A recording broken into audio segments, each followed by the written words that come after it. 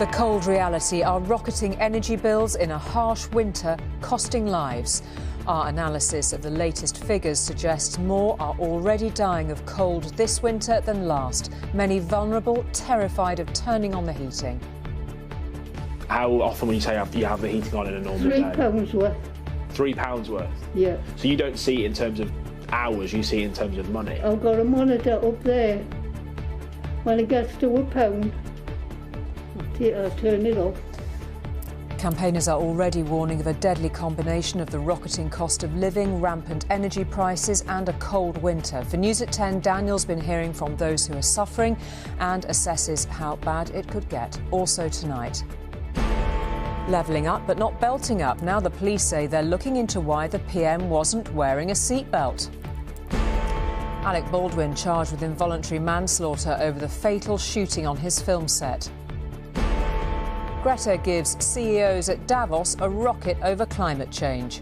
These people are going to go as far as they possibly can. As long as they can get away with it, they will continue to invest in fossil fuels. He's officially superhuman. Mighty Murray battles to win the longest match of his career, triumphing at 4 a.m. and absolutely done in. Unbelievable, hitting his forehand huge, and I don't know how I managed to get through it. I did start playing better as the match went on.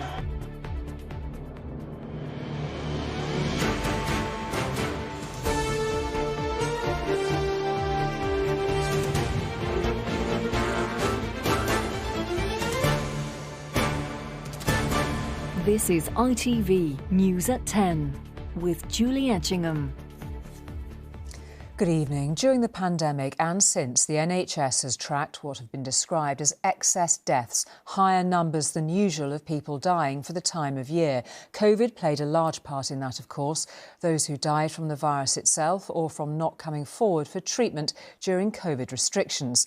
But according to research carried out for News at 10 and analysis of last winter's figures, there is something else, perhaps even more sinister, at play now: living without heating, or rather dying without it. Our findings suggest that by trying to keep their bills down, many people are risking their lives.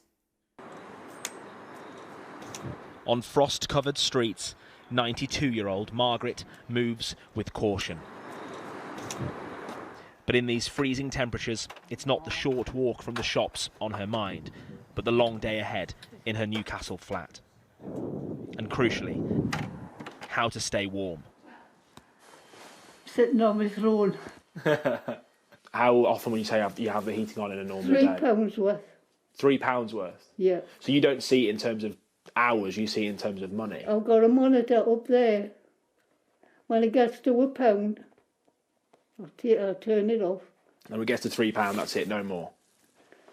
1, 2, 3...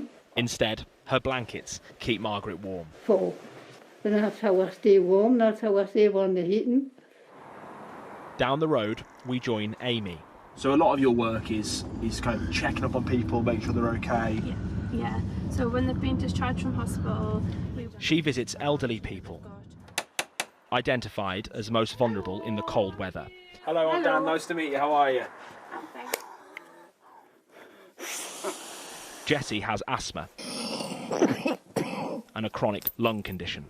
On a daily basis, I find it very hard. I only put the heating on if I'm really cold. So I need the heating, but I can't always afford to put it on. I'm frightened. Are you noticing people's health deteriorate because of this? Yeah, 100%. A lot of the people that I'm supporting on discharge from hospital are presenting with problems like pneumonia, chest infections, and I'm certainly seeing a rise in that in the last few months. Do you think that is because they're living in cold homes, that they're not making the heating on? Yeah, I really do. Almost 7,500 people die as a result of living in cold homes in the UK each year. Latest figures from last winter show on average 45 people died every day in England and Wales, but that was before energy bills doubled in 2022. An analysis for ITV News of excess deaths in England last month show over 1,000 people died because of cold homes, already up 36% on the previous December. Hi Nigel, how are you? Oh, fine, thank you. Jonathan fears his elderly uncle was very close to adding to that number. That's right. The 1 meal a day is sufficient. The weakness of Nigel's voice, a result of the hypothermia he contracted at his home near Bristol during last month's cold snap. The 76-year-old had stopped heating his house, fearful of the cost. If the Meals on Wheels people hadn't been there, coming in every day, then he would have just died. When the ambulance arrived, they checked the temperature. There was actually a thermometer in the house. It was 10 degrees. But then what's really hit him now is the energy costs being so high. And now he's just terrified about energy costs. He just says there's no money, and obviously he's now, almost died because he didn't have any heating. Nigel spent 3 weeks in hospital. A once fit, healthy man, he's now in care. His family fear he'll never return home. It's definitely changed his life in terms of his mental and physical state. How does he sound now compared to before? He sounds like he's lost his spirit. I mean, he sounded very flat. In Westminster today, pensioners held a 1-minute silence to remember those who died living in a cold home, calling on the government to do more. Health campaigners are urging the same. I would just encourage the government to see this as a health issue, because if people are turning down their heating because they can't afford it or they fear they can't afford it, that will have health consequences. And I think this also highlights the fact that the cost of living crisis is driving illness. The cold snap will pass, but high energy prices are here for some time yet. The question is whether help will be there for those that need it. And Daniel, it's worth saying there is support available to those struggling with bills, the energy price guarantee, the energy bill support scheme, but It's clear that people are absolutely terrified by this. And there are two things going on here, Julie. There's the energy crisis, and then there's the long-term problem with our housing stock. Yes, the government has helped every household and has helped the most vulnerable even more. But the most vulnerable, the elderly, those with health conditions, need the heating on a lot more. The advice today from the UK Health and Scientific Agency says that anything below 18 degrees for vulnerable people in their home, and they start to become ill, as that temperature falls, they become seriously ill. And in April, we know bills are going to go up even more. There is the question long-term here with that support of what happens, because experts say that energy bills aren't going to return to normal until maybe even 2030. There is this second issue of Britain's housing stock. It is amongst the oldest in Europe. That means it's incredibly energy inefficient. When people put heating on, that simply doesn't work for them. And excess deaths in this area were happening before this energy crisis. They will continue, campaigners say, until the housing stock is properly dealt with. Yeah, it's a real combination of pressures, isn't it, Daniel? Thank you, as ever, for that. Well, from the Prime Minister's point of view, announcing where the latest round of levelling up money is going should have been a good news moment for the government. More on that in a moment. But the day has ended with him being investigated by the police for not wearing a seatbelt. Hi. One of my New Year's promises to you was to grow the economy. And today we're... Mr Sunak's enthusiasm to share on social media how the money would boost jobs and growth in local areas. He forgot to belt up. Downing Street said later the Prime Minister had made a brief error of judgment and believes everyone should wear a seatbelt. Robert's here. It's pretty embarrassing, isn't it, Robert? Yes, I'm tempted just to say good grief and move on. I mean, look, let's be clear, we all know you've got to wear a seatbelt. And the part of this that is most bizarre is that, according to Downing Street, he was wearing the seatbelt. So he obviously knew he had to, and then he was advised to take it off to film something for Instagram, social media. I mean, it's just beyond words bonkers. And so there are questions about judgment, there are questions about example. As you pointed out, Lancashire police are saying they're going to investigate. I mean, maybe people would say, what is there to investigate? Why didn't Rishi Suna simply say afterwards, I made a mistake, I'm going to pay the £100 fine? I mean, I suppose there will be some people who also criticise the police. I mean, burglaries not being investigated, rape convictions at sort of record lows. Why are they wasting time on an investigation? It's sort of open and shut what happened. So obviously the Labour Party are very amused by all of this. And if he is fined, he'll have more fines than Boris Johnson, because he was also fined, as you remember, for eating cake during, when parties were banned, the so-called Partygate scandal. So who do you think out of everybody in the whole world, is going to be finding this most amusing? I can't imagine, Robert. Thank you. I suspect it was his predecessor. It'll be his predecessor, Boris Johnson. OK, Robert, thank you very much indeed for that.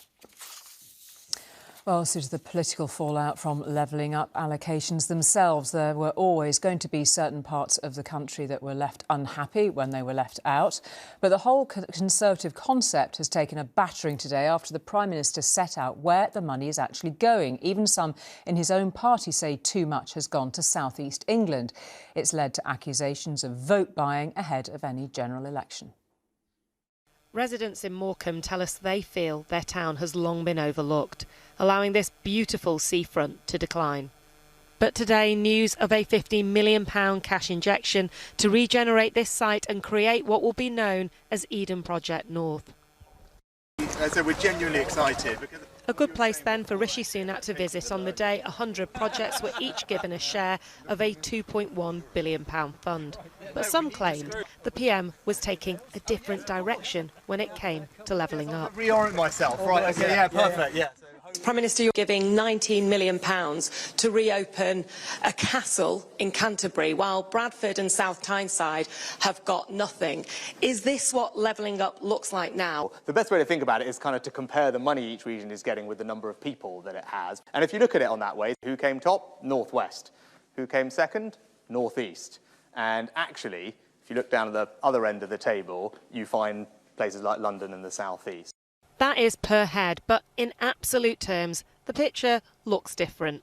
The North West does get the most money, £354 million, but Yorkshire and Humber's £120 million and the North East's £108 million are both trumped by £210 million for the South East.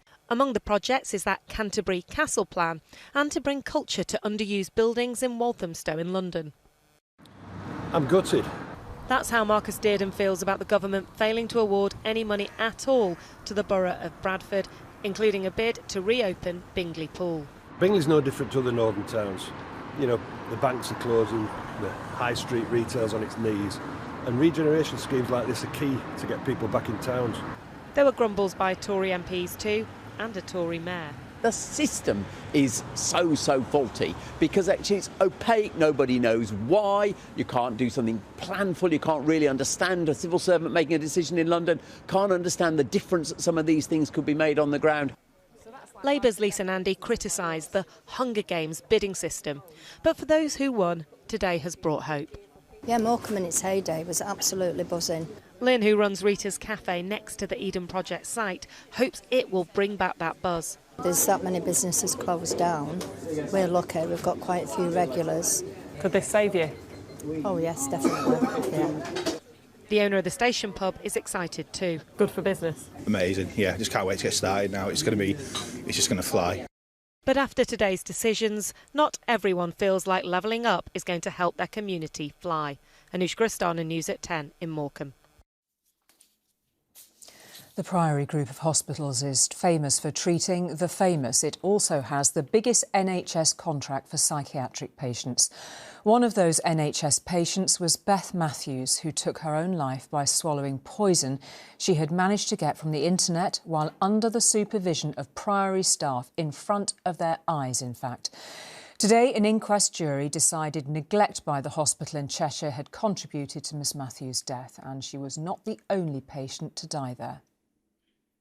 To be around people that supported me and cared about me, and kind of it just showed me how much of a better place I was in. Sharing her mental health struggles online, Beth Matthews knew what to say to make others feel better, hoping to save them from the darkest of times. But when she was in hers, she was failed by those meant to protect her. Beth took her own life after ordering poison online from Russia. When her parcel arrived at her hospital unit, she was allowed to open it herself, under the supervision of staff standing at arm's length. This, though, was against her care plan. Staff were always meant to open her post. But when she did, she told them it was protein powder and swallowed the poison before anyone could stop her. Today, her father's lawyer spoke on behalf of her family about how Beth was failed. We've been tragically let down by the Priory, who we believed were providing a safe place for Beth and the care that she needed. Mental health care providers must listen to and act on the findings of this inquest. As a keen blogger, Beth wrote about her mental health struggles online, sharing how she once tried to take her own life, but was grateful to have a second chance. She posted this video updating her followers about her recovery, but on the day she died, this inquest found it was because of a gross failure in her care. And it's not the first time the Priory Group has been criticised. In 2019, it was also fined £300,000 after the death of 14-year-old Amy El Kira, after her inquest found neglect contributed to her death. And even at the Cheadle Royal, we understand there were 2 other deaths just weeks before Beth Matthews died. Well, today, in a statement, the hospital said it accepted the outcome of Miss Matthews' inquest and said it was making changes to its procedures to make sure nothing like this ever happens again. And to make sure no family feels the way Beth's does now, who say she was a vivacious and bright woman who never received the right care when she needed it most. Sangeeta Lal, News at 10, Manchester. The events surrounding the fatal shooting on the set of an Alec Baldwin film took another dramatic real-life twist today. The actor has been charged with the involuntary manslaughter of the film's camera operator. Helena Hutchins was killed when an imitation gun he was pointing at her went off. The film's weapons supervisor has also been charged over the death of Miss Hutchins, who we see right at the start of our report being stretchered away from the film set. Everybody stops what they're doing right now. This is a crime scene. From the moment of the tragedy 15 months ago, the mystery has continued. One female shot in the chest, male shot in the stomach. How could the shooting possibly have happened? 32 Santa Fe, what's ETA on the bird? And who was responsible? Alec Baldwin was the actor on set that pulled the trigger. In the moment afterwards, Alec Baldwin was walking around in shock. Are you doing okay? No, I'm not, actually. Later telling police this was a freak accident. Gun out slowly, I turn, I cock the pistol, bang, it goes up, she hits the ground. I shot enough guns in my day in movies. I've never seen this before. But today it was decided there was more than enough evidence to charge the actor with involuntary manslaughter. What's your job there with him? I'm the armor, or at least I was. The same charge has been levelled at the woman in charge of gun safety on the movie set, the armourer, Hannah Gutierrez-Reed. The District Attorney's Office made clear the death of the talented cinematographer Helena Hutchins would never have happened if key people on the movie set had simply done their job. There was such a lack of safety and safety standards on that set that there were live rounds on set. They were mixed in with regular dummy rounds. Nobody was checking those, or at least they weren't checking them consistently. And then they somehow got loaded into a gun, handed off to Alec Baldwin. He didn't check it. He didn't do any of the things that he was supposed to do to make sure that he was safe or that anyone around him was safe. And then he pointed the gun at Helena Hutchins and he pulled the trigger. Baldwin has in fact always insisted it was a freak discharge. Well, the trigger wasn't pulled. I didn't pull the trigger. So you never pulled the trigger? No. I would never point a gun at anyone and pull a trigger at them, never. That was the training that I had. You don't point a gun at me and pull the trigger. And today his lawyers said he relied on the professionals with whom he worked, who assured him the gun did not have live rounds. We will fight these charges and we will win. Filming of the movie was set to resume this month. I don't know if this is suspected blood or real blood. But whether its lead actor will have been convicted of manslaughter by the time of its release is an open question. Robert Moore, News at 10, in the United States. The leaders of the biggest rail union, the RMT, have some serious thinking to do about what the employers called their best and final offer, which they put forward today. The Rail Delivery Group says workers will get a minimum 9% increase over 2 years, 5% for the year just ending and 4% for the year ahead. It also removes any insistence on driver-only operation, which the union had been dead against. But the option for regular Sunday working is part of the offer. The head of the RMT, Mick Lynch, said its executive will consider the offer and respond in due course. Joining the nurses on day 2 of their strike in England have been ambulance workers in Wales. More than 1,000 members of the Unite Union have held their first one-day strike. The next one is on Monday. The Labour government in Wales has offered to make a one-off payment before the end of February. Unite and other trade unions want a cost of living rise consolidated into their pay in this and future years. Now, corporate bosses are used to telling other people what to do. Well, today at the World Economic Forum in Switzerland, they got a taste of being on the receiving end from Greta Thunberg and fellow climate change activists. They want to stop the building of any more oil and gas fields. Ms Thunberg told her audience they were fueling the destruction of the planet and were still, as she put it, throwing people under the bus for their own gain.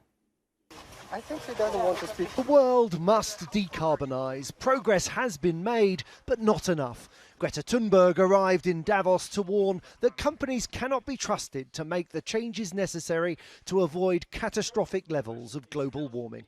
These people are going to go as far as they possibly can. As long as they can get away with it, they will continue to invest in fossil fuels. They will continue to throw people under the bus for their own gain. Greta Thunberg is petitioning for new fossil fuel extraction to be made a criminal offence. She was joined on stage by the head of the International Energy Agency. In May 2021, the International Energy Agency said energy companies had to stop all new oil and gas projects more or less immediately in order for the world to hit net zero by 2050. Since then, of course, two things have happened. The war in Ukraine has shown us how dependent we still are on oil and gas, and the drilling has continued. According to analysis by the campaign group Share Action, since May 2021, 10 of the world's largest banks have funded 20 of the world's top energy producers to the tune of tens of billions of pounds. JP Morgan helped companies that are planning new developments of oil and gas to raise over £66 billion. Barclays was involved in deals with a total value of £40 billion. Citi is on the list, and the bank's chief executive is in Davos. Jane, has Citi ever refused to fund the development of new oil and gas extraction on climate change grounds? We need to have energy security, and we need to have we need to be operating on cleaner technologies. And the two, as we're seeing right now, cannot be mutually exclusive.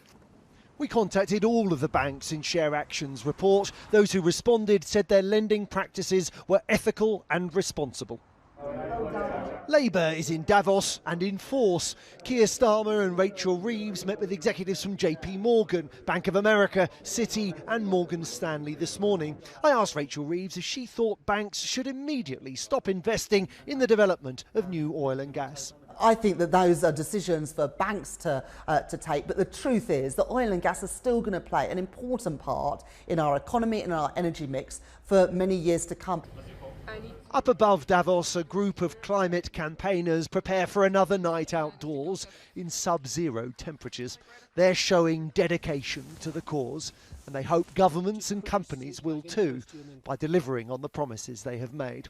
Joel Hills, News at 10 in Davos.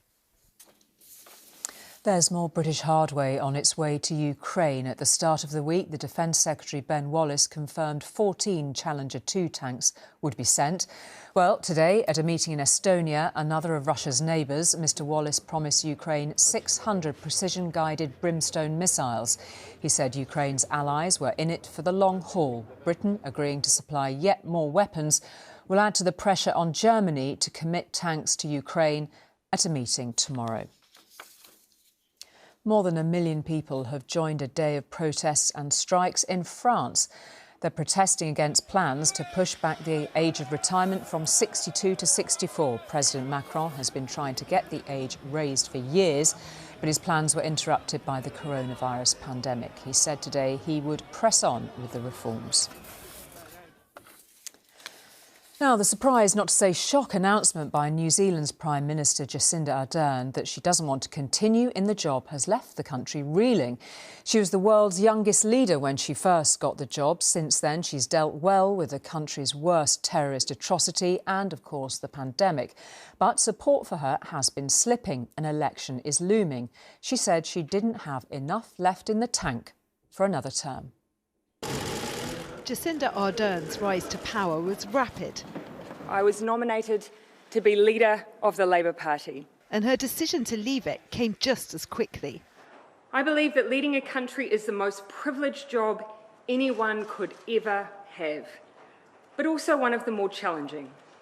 You cannot and should not do it unless you have a full tank. And that, she said, left her no choice.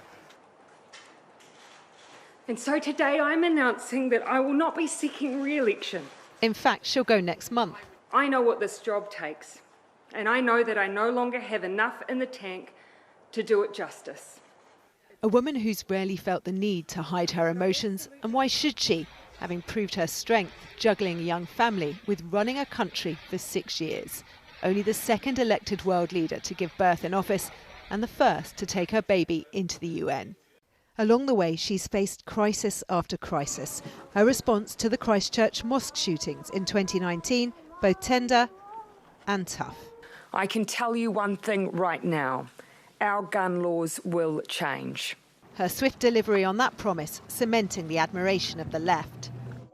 Ardern's science-driven approach to the global pandemic originally won her more plaudits, but the country's strict restrictions were slow to lift, and eventually both protests and criticism came faster and faster. In recent months, the leader who everyone wanted to be seen with around the globe has found her popularity at home plummeting, with doubts that she could win another term. And with characteristic frankness, she felt she could no longer do the job justice. I think we'll call it a day. Ardern steps down knowing she's changed the face of global politics, ready to relinquish her grip, but doing it her way, right to the end. Rachel Younger, News at 10.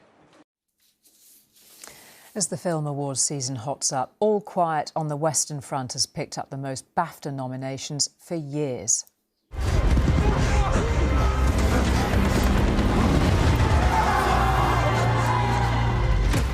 The film is nominated in 14 categories. The last that got as many as that was The King's Speech 12 years ago. This one was made by Netflix in German with subtitles. It's based on the 1929 novel of the same name about the horrors of the First World War. Finally, there's a danger of running out of superlatives for Sir Andy Murray after yet another astonishing fight back in the Australian Open. He won through to round 3 in a match that finished at 4 in the morning after 5 sets and nearly 6 hours. Still, you know what they used to say, you can't hurry a Murray. No surprise how the marathon man felt afterwards. Kokkinakis, that was his Aussie opponent, by the way, and he was feeling pretty exhausted too. The sun had long set in Melbourne by the time the warrior knight of world tennis took to the arena. His opponent, a local favourite, young and powerful, with a serve like a gunshot. After 2 sets, it looked very much like Thanasi Kokkinakis would have an easy win, but the Scot was merely readying himself for the fight. 2 games down in the 3rd set. So it came. The Australian smashed the ball this way and that, but Murray would not give up and ended up winning one of the most extraordinary points this tournament has ever seen.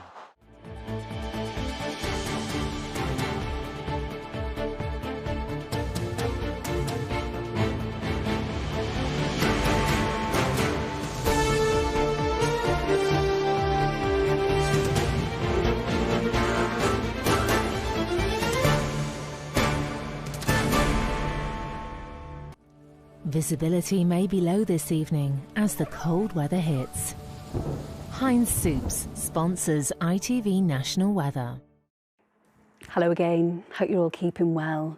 So we are expecting something a little bit milder and damper by the time we get to the weekend, but in the short term it is staying largely dry for most of us on Friday, but it will be cold and frosty out there, some icy stretches and even some freezing fog around too. So you can see here temperatures well below freezing, give us that cold start to the day on Friday morning, some frost and some ice out there. Do take care if you are travelling out and about. Now there is the chance of the odd shower as we go through through the day. And once again, these could be wintry in places, and we've got quite a keen breeze out towards North Sea coast. But for most, it will be a fine and dry day. Plenty of winter sunshine, but wrap up warm once again. We're looking at temperatures anywhere between 3 and 6 degrees, but milder air will start to move into the southwest. And for the weekend, well, we'll see some cloud and some patchy rain across northwestern parts, and a little bit milder here, but staying cold but rather sunny in the south.